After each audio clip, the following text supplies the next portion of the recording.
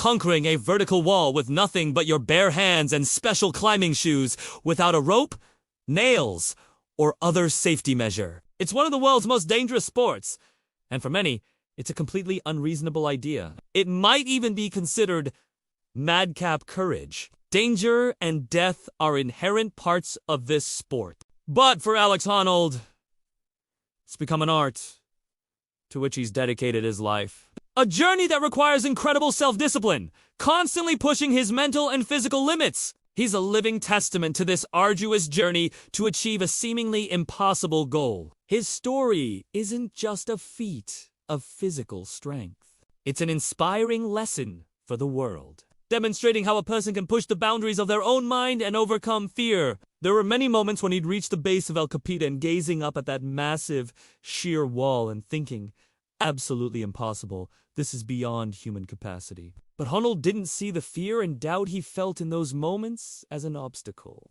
Rather, he accepted those emotions as signals and treated them as problems to be solved. This was one of the fundamental characteristics that distinguished him from the ordinary. What set Honnold apart from other climbers wasn't his fearlessness. On the contrary, it was his extraordinary ability to manage fear. For him, talent wasn't just about strong muscles or fast movement.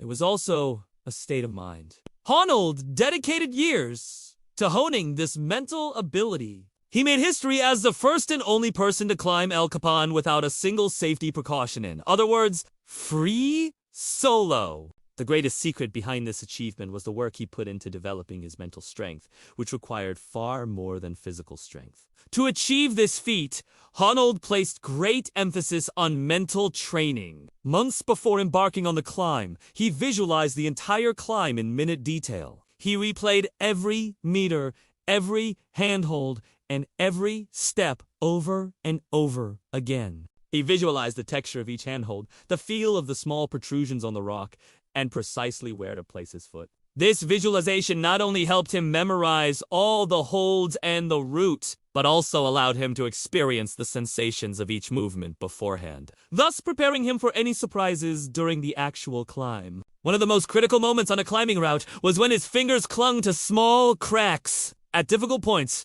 he had to use his fingers and feet to navigate small holes and cracks, navigating upward. The challenge was so challenging and dangerous that in some places, he had to glide under massive cliffs, unimaginable to anyone looking down. The constant risk of falling forced him to focus even more. One of the challenges Honnold faced was pressing his thumb against a downward-facing protrusion, smaller than the width of a pencil. This maneuver required both extraordinary precision and flexibility to ensure he could execute this crucial move comfortably and without error. Honnold implemented a nightly stretching routine for an entire year. This attention to detail demonstrated the profound depth of his climbing philosophy. In fact, what made Honnold SL Capitan climb so unique was his ability to calculate even the most perilous risks down to the smallest detail. He climbed without any aids, nails, ropes, or helmet.